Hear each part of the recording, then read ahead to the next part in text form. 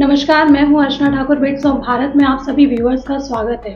आज हमारे साथ में हैं छाती एवं निद्रा रोग विशेषज्ञ डॉक्टर विकास पटेल, जिनसे हम जानेंगे कि इस जबरदस्त ठंड के बीच स्वास्थ्य संबंधी समस्याओं से पीड़ित लोगों को किस तरह से सावधानी बरतनी चाहिए, हाइपरटेंशन, डायबिटीज क्यों छोटी सी उम्र में हो रही है, इन सब के बारे में हमें जानकारी देंगे डॉक्टर विकास पटेल।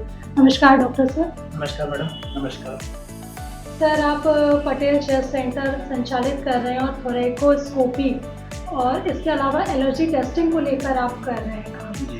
तो जबलपुर में आप ऐसा क्या विशेष सुविधाएं लेकर आए हैं जो आपको अन्य डॉक्टर से अलग खड़ा करती है?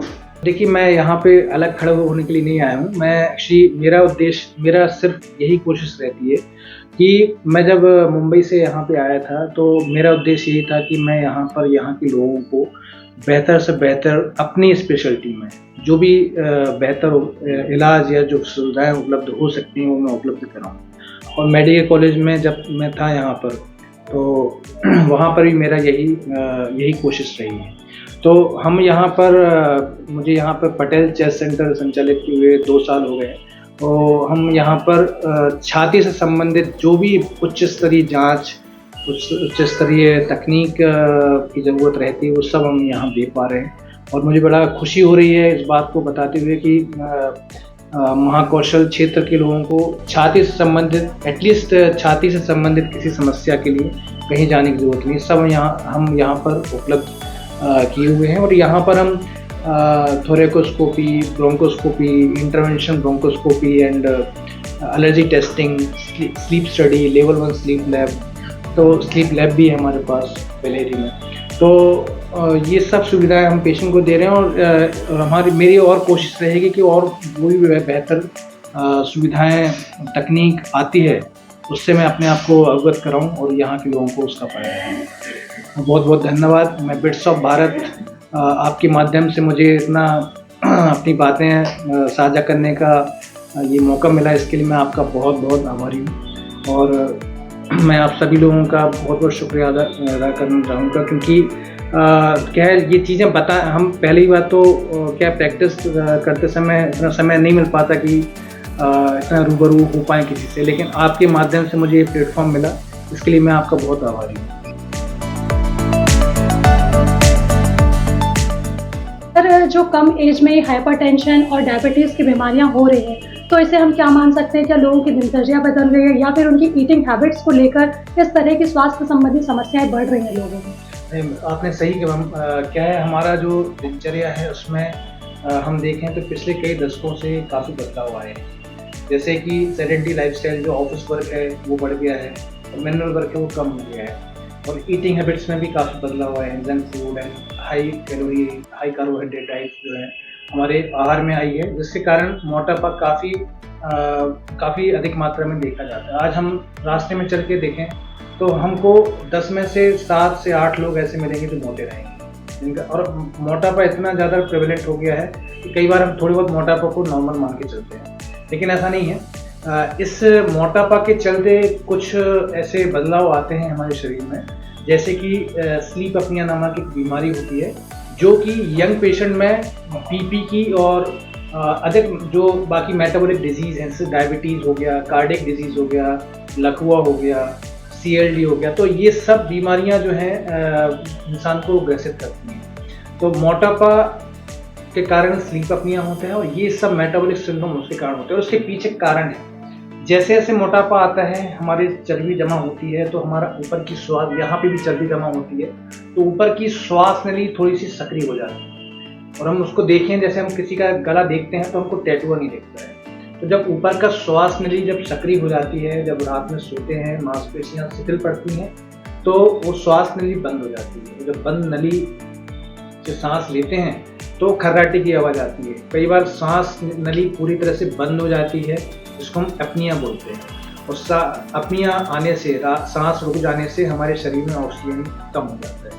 ऑक्सीजन कम होता है तो हमारे शरीर का जो ऑटोनोमस सिंपैथेटिक सिस्टम है वो एक्टिवेट हो जाता है, जिससे कि बहुत सारी बीमारियां इंसान को घेर लेती हैं, जिसमें कि हाइपरटेंशन, डायबिटीज़ और कोरोनरी आर्टरी डिजीज, जो ब्लॉकेज की समस्या हम बताते हैं वो, तो ये जल्दी उम्र में इंसान को घेर लेती है। और हम ये मान के चलें कि जैसे बीपी की शिकायत जो हम बोलते हैं साधारण भाषा में, ये दो तरह की होती है। पहला होता है एसेंशियल या फिर प्राइमरी हाइपरटेंशन, दूसरा होता है सेकेंडरी हाइपरटेंशन। प्राइमरी या फिर एसेंशियल हाइपरटेंशन एक उम्र के साथ सबको आता है। दैट इज़ वो एक उम्र ढलने का एक मतलब वो है, हमारे शरीर में बदलाव जो आते हैं, हमारी जो स्वास्थ्य अपने जो खून की जो नसें रहती हैं उसमें धीरे धीरे उम्र के साथ कैल्शियम जमा होने लगता है, जिससे कि वो स्टिफ हो जाती हैं। स्टिफ हो जाती हैं तो बीपी बढ़ जाता है। तो इसको प्राइमरी या फिर एसेंशियल हाइपरटेंशन बोलते हैं। वो उम्र के साथ सबको आता है और वो जनरली 70-80 साल ये जो एज रहती है इसमें आता है। दूसरा जो होता है सेकेंडरी हाइपरटेंशन। सेकेंडरी हाइपरटेंशन जैसा कि नाम दर्शाता है कि वो बीपी की बीमारी सेकेंडरी टू कुछ डिस्टर्बेंसेस हैं जिसके कारण आई है। शरीर में कुछ ऐसे डिस्टर्बेंसेस हुए हैं जिसके कारण वो बीपी की शिकायत आई, इसलिए उसको सेकेंडरी हाइपरटेंशन बोलते हैं। और जनरली ये यंग पेशेंट में देखा जाता है। और इसके पीछे ऐसा नहीं बोल रहा हूँ कि सिर्फ स्लीप अपनिया ही कारण रहता है सेकेंडरी हाइपरटेंशन का, इसके और भी कारण रहते हैं। जैसे हम देखें कि हाइपर कोलेस्ट्रोलेमिया या फिर कुछ थियोक्रोमोसाइटोमा या फिर जो किडनी में जो खून ले जाने वाली नस रहती है उसका चोक हो जाना, ये कुछ कारण है। लेकिन मैंने अपनी प्रैक्टिस में देखा है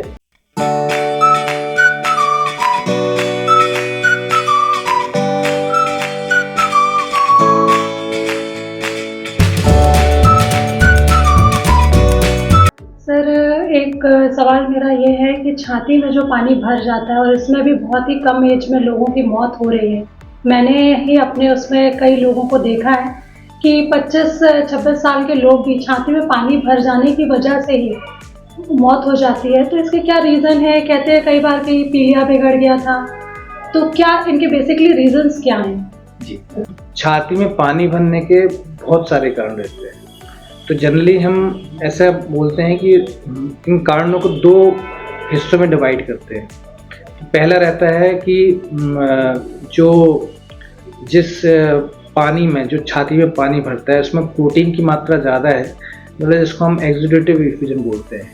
तो कुछ कारण, अधिकतर कारण जो फेफड़े के अंदर जो बीमारियां रहती हैं वो इस तरह के पानी भरने का कारण बनती है जिसमें प्रोटीन ज़्यादा रहता है।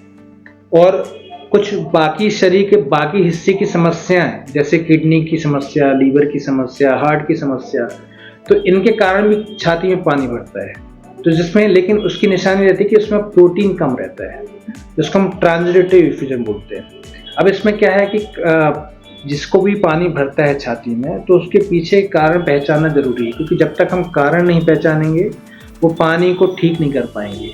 तो पानी हम क्या है, जांच के लिए हम कई बार थोरेकोसेंटेसिस एक प्रक्रिया रहती है, उसके थ्रू हम शरीर में जांच के लिए पानी निकालते हैं और उसके कुछ टेस्ट करते हैं जिससे कि ये पता चलता है कि उस पानी में प्रोटीन के कंटेंट कैसे हैं। अगर नॉर्मल कंटेंट है तो अगर बढ़े हुए कंटेंट है तो इसका मतलब लंग्स में कोई समस्या है जिसके कारण पानी भर रहा है। अगर उस जांच में ऐसा आता है कि प्रोटीन कंटेंट कम है तो फिर हमको बाकी शरीर पे जो अंग हैं वो उनको देखना पड़ता है कि वो सही से काम कर रहे हैं कि कई बार उनके सही से काम न करने के कारण भी फेफड़े में पानी भर जाता है। तो जैसे किसी को प्रोटीन ज़्यादा है और वो प्रोटीन जैसे पानी जो निकाले हैं उसमें प्रोटीन का कंटेंट ज़्यादा है, इसका मतलब फेफड़े में समस्या है जिसके कारण पानी भर रहा है। तो उसके लिए विधि रहती है, इसको थोरेकोस्कोपी बोलते हैं। और उसमें क्या है, हम पसली के जहाँ पानी भरता है तो पसली में एक एंडोस्कोप डालते हैं, उसको थोरेकोस्कोप बोलते हैं। और वो डालते हैं तो वो अंदर पूरा हम रियल टाइम देखते हैं कि अंदर क्या समस्या है, कोई गठान है, कोई सूजन है, या फिर कोई कई बार जाले बन जाते हैं, कई बार पस भर जाता है। तो पूरा पस जो है वो थोरेकोस्कोप प्रक्रिया से पस या पानी जो है वो पूरे ड्रेन हो जाता है, सेप्टेशन जो रहते हैं वो पूरे तोड़ दिए जाते हैं। और कोई भी गठान है, सूजन है, उसको बायोप्सी लेके हम बाहर निकलाते हैं, जिसमें कि बीमारी का समाधान भी हो जाता है और हमको उसका कारण भी पता चल जाता है बायोप्सी के माध्यम से। तो ये कुछ कारण रहते हैं और उसका मतलब उसका अब जैसे आपने बताया कई लोग यंग अवस्था में पानी भरने के कारण एक्सपायर भी हो जाते हैं। तो अब वो डिपेंड करता है कि कारण क्या है। कई बार कुछ लोगों को जैसे कैंसर भी रहता है पानी भरने का कारण, तो वो हम जब थोरेकोस्कोप डालते हैं उसी समय वो पता चल पाता है कि कैंसर है कि टीबी है या कोई बैक्टीरियल इन्फेक्शन है या फिर कोई और बीमारियां हैं जो कि पानी भरने का कारण बन रही हैं। तो अब डिपेंड करता है कि क्या कारण है, वो उसके अनुसार ही पेशेंट का जो मैनेजमेंट रहता है और उसका प्रोग्नोसिस कैसा है, वो कितना लंबा जिएगा, उसके बाद ही पता चल पाता है। तो ये बहुत आसान प्रक्रिया है और ये जबलपुर में हो रही है। और हम लोग मेडिकल कॉलेज में थे और हम लोग यहाँ पे प्रक्रिया करते हैं थोरेकोस को। और ये कई बार पेशेंट के लिए मृत्यु से बचाने का बहुत बड़ा जरिया बन जाता है, क्योंकि कई बार पानी इतना भर जाता है कि पेशेंट वेंटिलेटर पर चले जाते हैं। तो ये प्रक्रिया से पूरा पानी निकाल दिया जाता है और बीमारी का हमको कारण मिल जाता है कि किस कारण से पानी भरा हुआ है। सर, अभी हम बहुत ज़्यादा ये सुन रहे हैं कि ठंड बहुत ज़्यादा हुई और बहुत कम एज में लोग जा रहे हैं, और इसके अलावा भी जो स्वास्थ्य संबंधी समस्याओं से पीड़ित रहते हैं, तो ये बढ़ती हुई ठंड में उन्हें किस तरह की सावधानियां रखना चाहिए। और हम ये भी जानना चाहेंगे कि कम उम्र में ही बढ़ती ठंड से कैसे लोगों की मौत हो जाती है, इसके पीछे क्या रीज़न हो सकते हैं, आप इसके बारे में हमें बताइए। जी, ठंड में जैसा कि एक्चुअली ऐसा कई लोग बताते हैं, जैसे कार्डियोलॉजिस्ट से हम बात करें तो थोड़ा सा हार्ट अटैक की संभावना बढ़ जाती है। और उसके पीछे कारण मतलब थोड़ा सा लॉजिकल है कि जैसे ठंड बढ़ती है तो हमारा जो बॉडी का मेटाबॉलिक रेट है वो बढ़ जाता है, to produce more heat to keep the body warm. हमारे शरीर को गर्म रखने के लिए, शरीर को संचालित करने के लिए जो टेम्परेचर चाहिए रहता है उसको बनाए रखने के लिए हमारा जो बेसल मेटाबॉलिक रेट है वो बढ़ जाता है। तो जब ये बढ़ता है तो हार्ट पे दबाव पड़ता है और उस समय जो कार्डियक बीमारियां छुपी हुई रहती हैं वो ज़्यादा होती हैं। कई लोगों को हार्ट अटैक ज़्यादा ठंड में ज़्यादा आते हैं। दूसरा, आप जो स्वास्थ्य संबंधी बीमारियां रहती हैं उसमें ठंड के समय सावधानियां इसलिए रखना ज़रूरी है, क्योंकि ठंड के समय ही कुछ वायरस और कुछ बैक्टीरिया रहते हैं वो एक्टिव हो जाते हैं, जो कि जिनको स्वास्थ्य से संबंधी समस्याएँ हैं तो वो ज़्यादा उखड़ जाती हैं, बढ़ जाती हैं, वो इन्फेक्शन आसानी से हो जाते हैं और वो हमारा जो फेफड़े की श्वास नलियाँ हैं उसको प्रभावित करते हैं और पेशेंट की तकलीफ बढ़ जाती है। तो इसमें जैसा कि WHO भी बोलता है कि कोई भी पेशेंट है जिसको स्वास्थ्य संबंधी समस्याएं हैं, COPD है, अस्थमा है, या फिर जिसको डायबिटीज़ है, या फिर किडनी डिजीज़ है, लीवर डिजीज़ है, या फिर इनका जैसे एज ज़्यादा है, डायबिटिक है, तो ऐसे पेशेंट्स को, ऐसे लोगों को वैक्सीनेशन बहुत इम्पोर्टेंट है, क्योंकि वैक्सीनेशन करने से कई पेशेंट में हमने देखा है कि जो इन्फेक्शन मतलब होने की संभावना है काफ़ी हद तक कम हो जाती है। और ऐसे जो सब ग्रुप रिस्क फैक्टर वाले पेशेंट रहते हैं उनको इन्फेक्शन से बचाना बहुत ज़रूरी रहता है, क्योंकि अगर कई बार ये इन्फेक्शन जान जाने का कारण बन जाते हैं। तो vaccination is very important, specially जो डायबिटिक हैं या फिर जिनको स्वास्थ्य संबंधी समस्याएं हैं या फिर जो एज जिनकी ज़्यादा है, 60 के ऊपर है, ऐसे लोगों को वैक्सीनेशन ज़रूर करवाएं और अपने स्वास्थ्य के प्रति जागरूक रहें। सर, ये स्मार्टफोन का दौर है, बच्चों से लेकर बुजुर्गों तक सभी के हाथ में मोबाइल है और सभी पूरे दिन रील देखते रहते हैं। तो सबसे ज़्यादा जो अभी समस्या है वो नींद ना आने की समस्या है, गुस्सा, चिड़चिड़ापन, और नींद नहीं आ रही है, काम का तनाव है लोगों में, महंगाई इतनी बढ़ रही है, ये सारी चीज़ें जो है वो नींद से जुड़कर नींद के संबंधित रोग देती है। तो इसकी क्या वजह है, कैसे? और हम ये भी कहते हैं कि खर्राटे एक अच्छी नींद की पहचान है, लेकिन इसे मेडिकल साइंस में बीमारी भी कहा जाता है। तो आप इसके बारे में हमें एक्सप्लेन कीजिए कि एक्चुअल में क्या है इसका रीज़न। जी, बहुत अच्छा क्वेश्चन पूछा आपने। एक्चुअली क्या है, इंसानी शरीर के लिए दो चीज़ें बहुत ज़रूरी रहती हैं, एक तो अच्छी भूख और एक अच्छी नींद। अगर ये दोनों चीज़ें अच्छी मात्रा में मिलें तो स्वस्थ होने की संभावना ज़्यादा रहती है। अब पहला जो आपका क्वेश्चन है उसका जो पहला पार्ट है वह है smartphone and screen time and everything. Obviously मतलब एक स्लीप हाइजीन करके एक चीज़ होती है। स्लीप हाइजीन मतलब हमको हमारी नींद के प्रति बहुत ही पर्टिकुलर रहना पड़ेगा, क्योंकि क्या है, देखिए मैंने कई लोग आते हैं, अब जैसे कोई यंग बंदा आता है 4-5 दिन सोए नहीं स्ट्रेस के कारण, 6वें दिन आया मेरे पास तकलीफ हो रही है, चेस्ट पेन हो रहा है, उसका देखकर बीपी बढ़ा हुआ है। मतलब सिर्फ 4-5 दिन अच्छे से ना सोए इंसान, तो अगर उसको बीपी की शिकायत नहीं होगी तो हो जाएगी। मतलब और पेशेंट को जैसे ही अपने समझाए, थोड़ा सा एंजियोलाइटिक दिए, पेशेंट अच्छा सोना चालू हो गया, ऑटोमेटिकली उसका बीपी नॉर्मल हो जाए। तो इतना इम्पोर्टेंट रहता है नींद को अपन क्या है फॉर ग्रांटेड लेने लगते हैं। एक्चुअली क्या है, हम जैसे एक बहुत अच्छा मतलब मैंने कोई सुब्रमण्यम स्वामी की एक बुक पढ़ रहा था, तो उसमें एक बहुत अच्छी लाइन लिखी थी कि health like wealth work as a hygiene factor. अगर आपके पास है तो ऐसा नहीं कि आपको बहुत ज़्यादा सुख देगी, लेकिन अगर आपके पास नहीं है तो बहुत ज़्यादा दुख देगी। तो हमारे पास जो अच्छा स्वास्थ्य या फिर अच्छा सेहत रहती है तो हम उसकी वैल्यू नहीं करते हैं, we take it for granted. तो हमेशा अपनी जो नींद है उसके लिए बहुत मतलब अब एक sound sleep is very important. मतलब अगर अच्छी नींद ना मिले तो आपको कई बीमारियां घेर लेती हैं। मैंने जैसा कि कई कई लोग आते हैं कि मतलब तकलीफ हो रही है 4-5 दिन से सोए नहीं और बीपी बढ़ गया है। तो अच्छी नींद बहुत ज़रूरी है और उसमें सबसे इम्पोर्टेंट रोल आता है स्लीप हाइजीन का। एक टाइम हमको फिक्स करना है कि जिस टाइम हमको बेड टाइम वो हमारा रहे, उस टाइम पे हमको सोना है, क्योंकि एक सर्केडियन रिदम हमारे शरीर में बायोलॉजिकल क्लॉक सेट रहती है। तो एक तो स्लीप टाइम हमको फिक्स करना है। स्क्रीन टाइम जो है सोने के 1-2 घंटे पहले बंद कर देना है, स्क्रीन बिल्कुल भी नहीं करना है, क्योंकि कई बार इंसोम्निया का कारण, सबसे प्रमुख कारण स्क्रीन टाइम, रात में लेटे हुए मोबाइल देख रहे हैं तो मतलब उससे भी नींद डिस्टर्ब होती है। तो पहला पार्ट ये है कि स्लीप हाइजीन पर फोकस रखना है। दूसरा आपने जो बताया स्नोरिंग का, खर्राटे का, पहले ऐसा लोग बोलते हैं कि खर्राटे आना एक अच्छी नींद की निशानी रहती है, बट ऐसा नहीं है।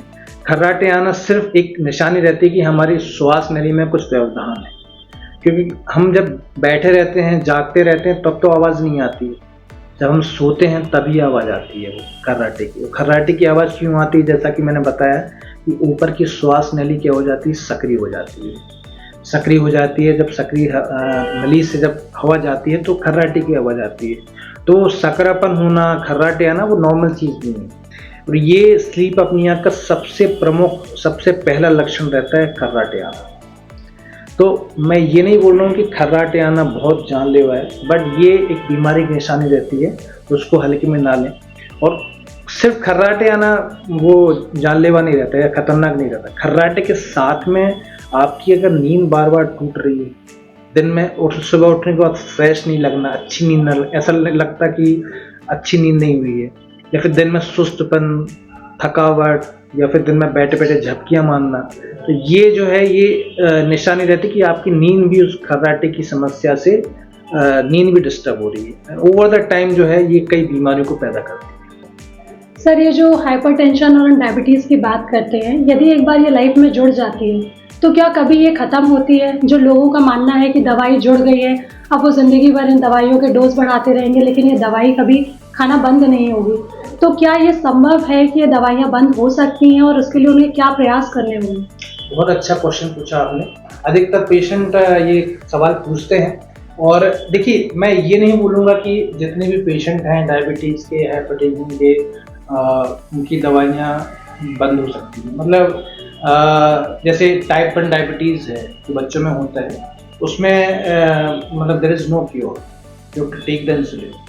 और जो मैंने अभी पिछले क्वेश्चन में बताया था कि जो प्राइमरी हाइपरटेंशन या फिर एसेंशियल हाइपरटेंशन होता है, जो एज रिलेटेड हाइपरटेंशन होता है, उसमें आपको दवाइयाँ लेनी पड़ेंगी। एक बार वो आर्टरीज स्टिफ हो जाती हैं कैल्सिफिकेशन के कारण, तो फिर आपको वो दवाइयाँ लेनी। लेकिन जो सेकेंडरी हाइपरटेंशन है, संभवतः कारण पकड़ा जाए उसका, तो वो दवाइयाँ बंद भी हो सकती हैं। मतलब ऐसा नहीं है कि पेशेंट को एक बार बीपी की दवाई चालू होगी तो वो हमेशा उसको जीवन पर्यंत खानी पड़ेगी। अगर उसका कारण पता, जैसे स्लीप अपनिया एक कारण है उसका, अगर उसको पकड़ा जाए, उसको ठीक किया जाए, तो बीपी की दवाई बंद हो सकती है। जैसे फियोक्रोमोसाइटोमा, एक पेशेंट था मेरा, उसको फियोक्रोमोसाइटोमा था, उसके कारण बीपी की शिकायत थी। यंग पेशेंट था, 30-35 साल का, तो उसका वो ऑपरेट हुआ and now he is all right. तो हमको कारण पता करना ज़रूरी है, तभी वो उस चीज़ का इलाज हो सकता है। और कई डायबिटिक पेशेंट भी हैं, जैसे टाइप 2 डायबिटीज़ जो रहता है, जो इंसुलिन डिपेंडेंट नहीं होता है, जो जनरली एडल्ट्स में होता है, तो उसका प्रमुख कारण जो रहता है टाइप 2 डायबिटीज़ का, वो रहता है इंसुलिन रेजिस्टेंस। तो इंसुलिन रेजिस्टेंस क्यों आता है? क्योंकि वो मोटापे से आता है। मोटापा के कारण क्यों आता है? क्योंकि इंसुलिन, हमारे जो स्लीप अपनिया होता है, उसके कारण जो ऑक्सीडेटिव स्ट्रेस होता है, ऑक्सीजन कम होने के कारण जो शरीर में जो खलबल मचती है, उसके कारण इंसुलिन रेजिस्टेंस होता है, जिससे कि पेशेंट को डायबिटीज़ होता है। तो हम ये मान के चलें कि इंसुलिन का प्रोडक्शन तो नॉर्मल है। जैसे टाइप 1 डायबिटीज़ में क्या होता है, इंसुलिन का प्रोडक्शन में प्रॉब्लम होती है, फैक्ट्री में प्रॉब्लम होती है। लेकिन टाइप 2 में क्या है, इंसुलिन का प्रोडक्शन तो नॉर्मल है, लेकिन जहाँ पे वो एक्ट करता है वहाँ पे वो प्रॉब्लम है। तो इनफैक्ट मैं तो ये बोलता हूँ कि टाइप 2 डायबिटीज़ में इंसुलिन का प्रोडक्शन ज़्यादा होता है, जिससे कि बॉडी कंपनसेट करती है, क्योंकि उस टारगेट साइट पे जहाँ पे इंसुलिन एक्ट करता है वहाँ पे प्रॉब्लम है। तो बॉडी क्या है, कंपनसेट करने के लिए ज़्यादा इंसुलिन बनाती है। तो हाइपर इंसुलिनीमिया होता है टाइप 2 डायबिटीज़। तो उस कारण को, इंसुलिन रेजिस्टेंस को ठीक किया जाए तो संभवतः दवाइयाँ बंद हो सकती हैं। कई पेशेंट ऐसे, कोरोना के टाइम पे आपने सुना भी होगा कि पेशेंट इंसुलिन स्टेरॉइड वगैरह लगाए थे तो पेशेंट मोटे भी हो गए थे, या फिर लॉकडाउन था, घर में लोग पड़े हुए थे तो सेडेंटरी लाइफस्टाइल और खाने पीने में बदलाव के कारण मोटापा काफ़ी ज़्यादा मात्रा में देखा गया। तो पेशेंट्स को डायबिटीज़ की दवाइयाँ चालू हुई और फिर बाद में लोगों को पता चला और उनका स्टेरॉइड बंद हुए, थोड़ा सा पेशेंट ने अपना हेल्थ पे ध्यान दिया तो फिर वो दवाइयाँ बंद हो गई हैं। मेरा एक फ्रेंड है जिसको कोरोना हुआ था, तो उसको स्टेरॉइड वगैरह लगा था, उसको डायबिटीज़ की दवाइयाँ चालू हुई थी, फिर बाद में उसने अपनी हेल्थ पे कंट्रोल रखा। Now he is without medicine, तो कोई दवाई नहीं चल रही उसकी।